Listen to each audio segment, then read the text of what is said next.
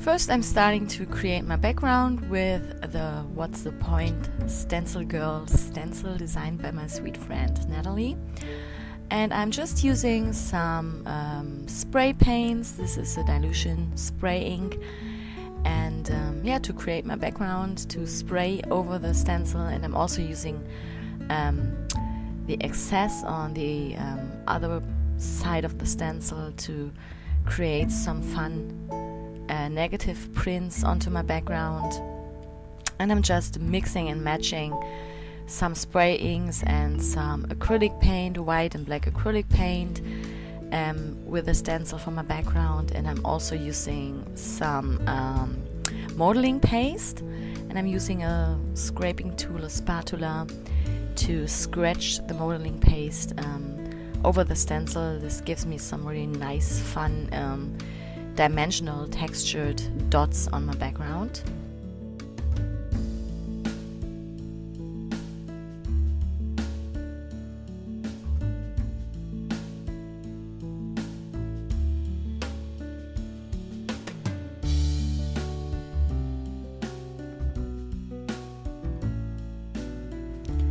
And I'm just using some gel medium to collage some paper, some old book paper, to my background for some extra texture and interest.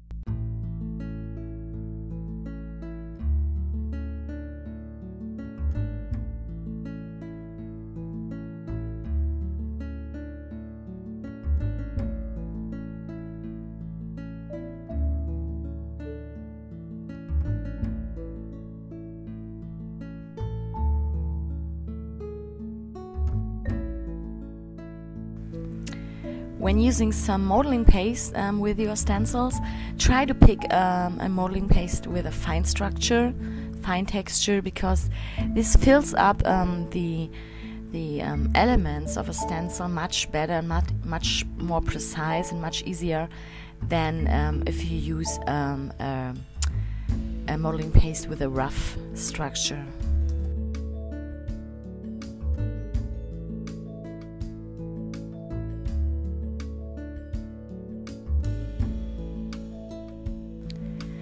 Next, I'm lifting off the mask. I've masked off or out the area where I want my girl to appear, because of all the texture in the background and all the dimension and all the paint.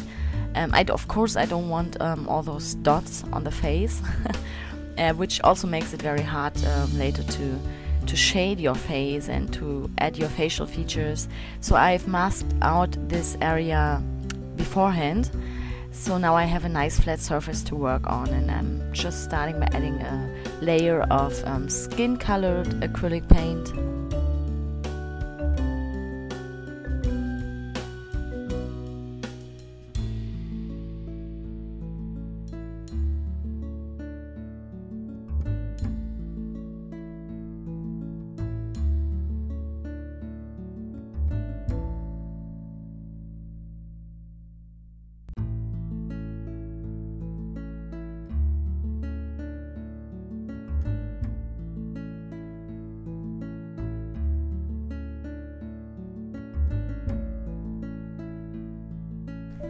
Next, I'm using my Fascinating Girls clear stamps to first lay out the face, so I get an idea what I want the face to look like.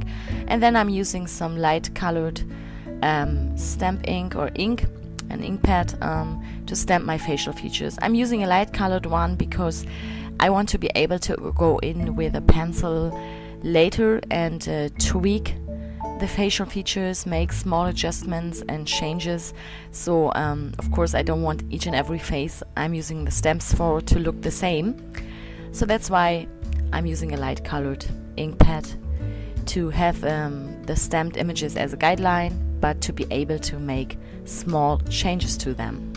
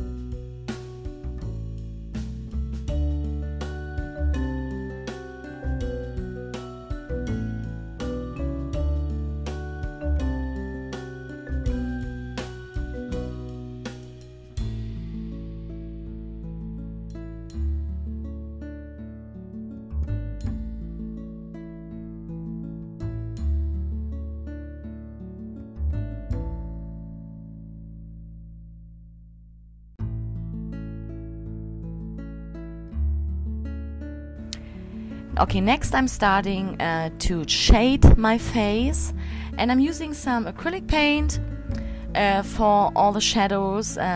Basically I'm using a burnt umber and a burnt sienna, and I'm mixing it half-half with some acrylic retarder, because you know, if you mix it with retarder, first of all the acrylic paint will become not so opaque, so it's like almost like a glaze.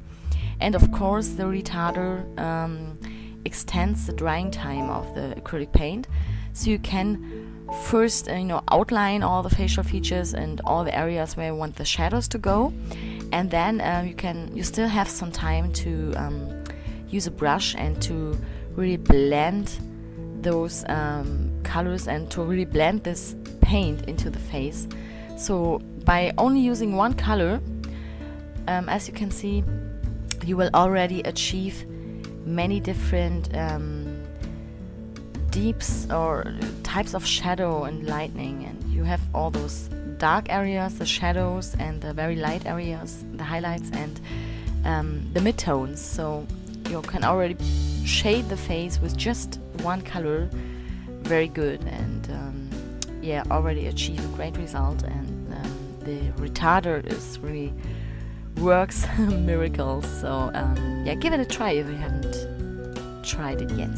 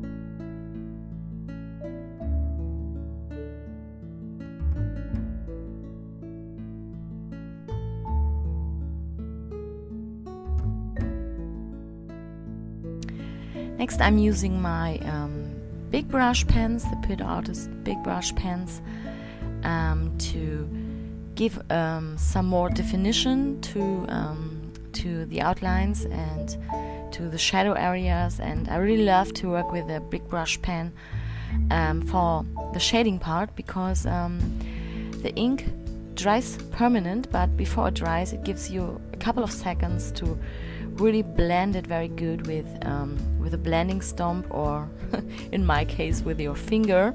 So yeah, that's perfect, and I really love to use it because you can apply it very precise, even more precise than you could with a brush. And yeah, blend to really achieve some nice and smooth and gradient shadows and midtones.